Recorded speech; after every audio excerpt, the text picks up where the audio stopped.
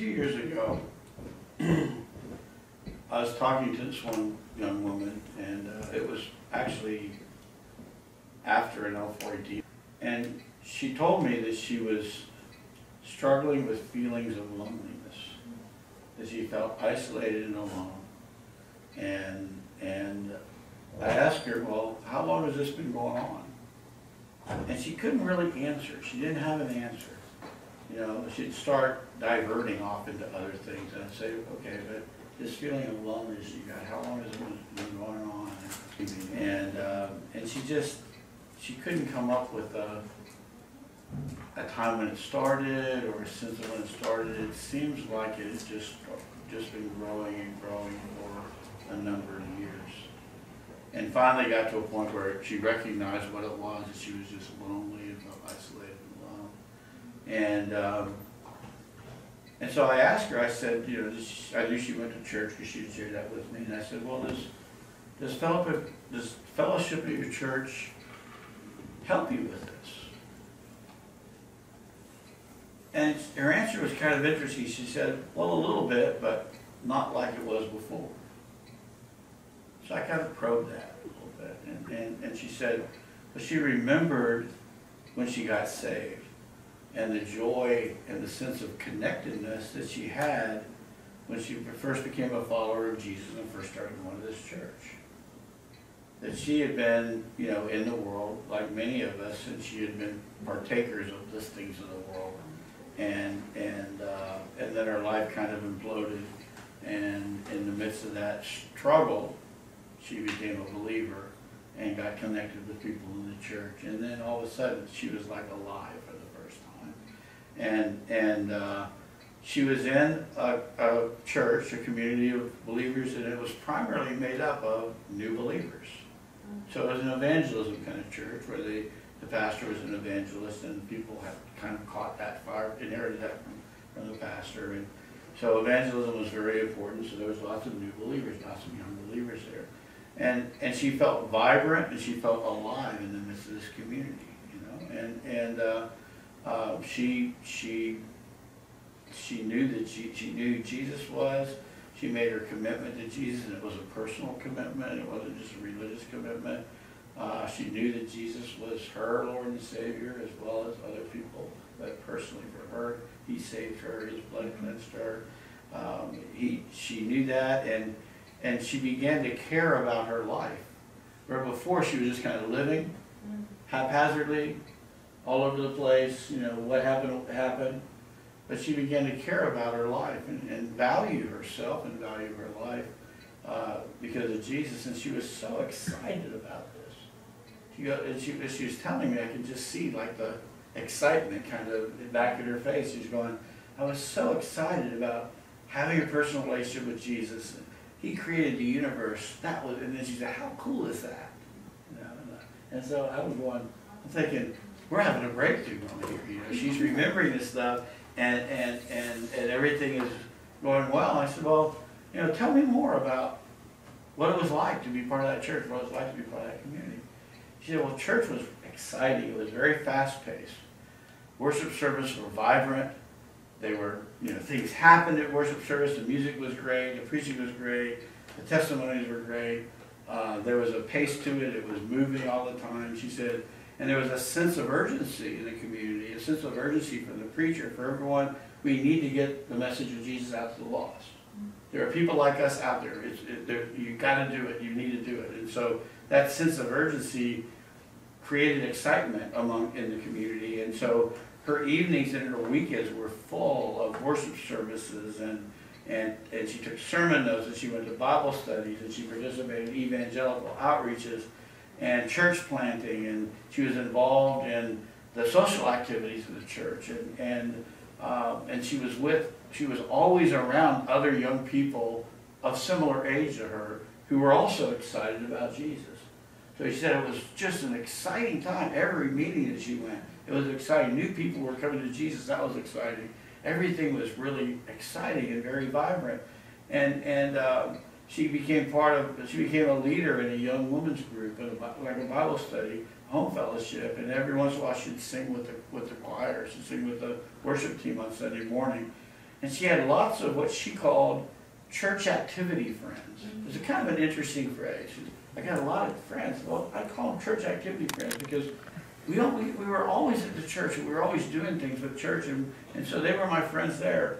And she realized that she didn't have a lot of deep relationships. But that was okay because things were always happening, things were always moving, things were always exciting, and she was actively engaged.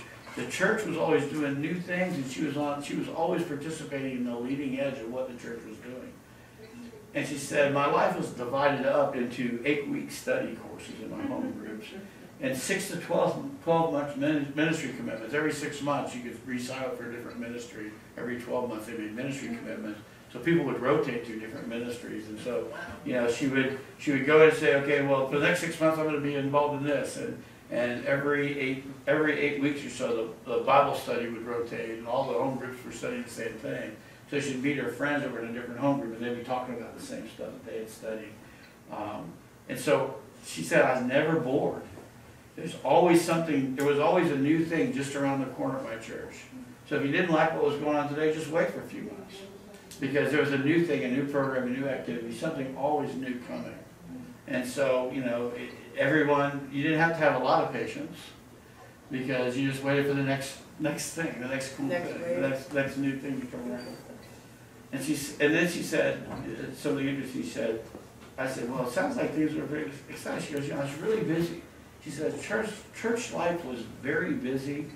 It was like I was living a busy life skin deep. That was her phrase. And then she kind of paused. She paused, and then her tone changed. And she said, I still go to the same church.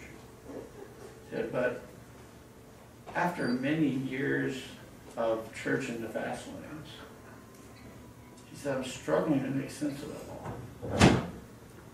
She said, the young people who are part of our church social group have spread out. They're all over the world. She said, a few got excited about missions, and they're living in Southeast Asia and Africa and India. They're all over the place. She tries to read their newsletters every month, to pray for them, but the stories and the financial appeals in their newsletters all kind of blurs together, and she can't remember what the people in India were doing versus Southeast Asia.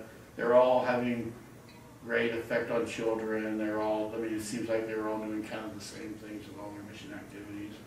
And every newsletter she gets has some appeal for money. And she said, so I can't really remember. I've kind of lost the ability to distinguish between one and the other over the years.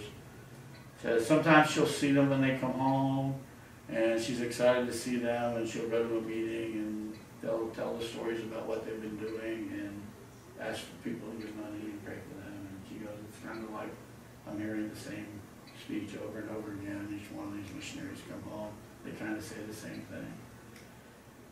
So she says some of her friends are married, and their lives are now centered around their kids and their kids' activities and the town they live, and they don't really have time for anything else. So that kind of consumes them. And some have even become divorced, and now they're starting all over again. And she goes, I listen to my friends that have been divorced, and it sounds like I'm listening to the same story over and over again. They had their problems, they broke up, maybe they shouldn't, maybe they should, but now they're starting their new life, they're going to do it right this time, they're not going to make the same mistakes. He said, some of my friends are still at the church, but they're interested in different things. I see them, but when I talk to them, they're talking about the stuff they're interested in, and it's not what I'm doing, and so we're not connected. And she goes, and some of my friends have just disappeared. And she's talking about this, and what I'm hearing is kind of a despair over the skin deepness of her relationships, and over time they didn't last, they didn't stick.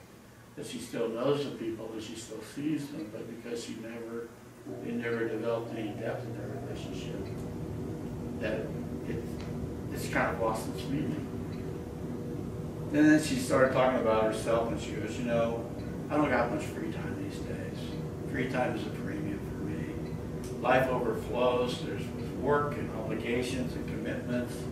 She goes, I seem to be running from one thing to another. Said, she said, exciting, fast-paced evangelical life is still going on in my church, but mostly without me. She has to work. She has to pay for things now. She's got to do all this stuff, and she's carrying these burdens, and she doesn't have the time or the energy to keep up with all the excitement at church. When she was young and a new believer, that excitement, she got involved with it. She was rolling with it. She said, but after a while, she just didn't have the energy to do it. She still attends a home group, but they want to keep growing, and she said she's learned that what growing means in home groups is they split every 6 or 12 months. And so the people that are there, she doesn't know very well. The people that she grew up with in the church are gone and off doing other home sales and other things. And she said, I've kind of mastered that technique of caring for people, but only at a skin deep level. And she goes, I care for them, but I only care so much, and I go back to my regular life, and I don't even think about it that much.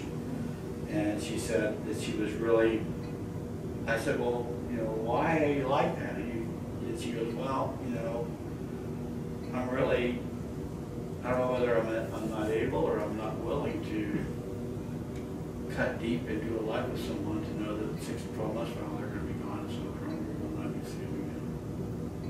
She said, so, you know, what's the point of making that investment for a deep relationship with someone that's just going to be split off, because growing is the important thing for us. We got to keep growing.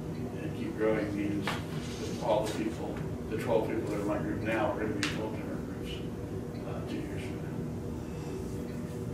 now. And then she kind of stopped for a moment and said, what are you thinking? And she goes, well, you know, at the beginning, there was this sense of awe and wonder that Jesus cared for me, that I was so excited that I could have a personal relationship, someone like me could have a personal relationship with him.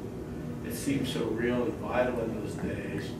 And I had this great sense of expectation, because when the worship team would start up, I would experience it as I praise the Lord. But now, sometimes I get that, but it's more like an aching memory. I remember those times, but I don't experience them that much anymore. He said,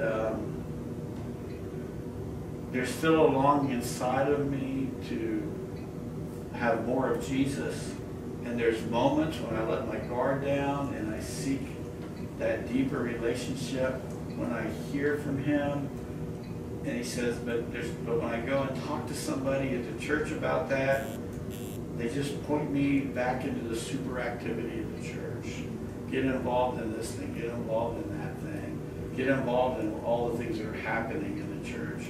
Try something new, which means join a different ministry or join a different home group. Go on a short-term mission trip. Come hear this dynamic speaker that's coming in, and then he'll be gone. Go listen to him get fired up again, and then he disappears. Volunteer to help with some ministry, children's, women's, new believers, hospitality, greetings, parking ministry. She just went through a list of like 30 ministries. She goes, so I'll say to someone, I really have an ache for Jesus, what should I do? So, well, you should get involved in that ministry. She go help them park cars. You know, so and she said, I've done that. And then they say, well, I know what your problem is. You just need to spend more time in prayer. And she said, but I've done all this stuff. For years and years, I've been doing this stuff. I've been involved. And maybe that's what's led me to this point. And she goes, so how will doing it again produce a different result? What do I do now? And that's kind of where she left.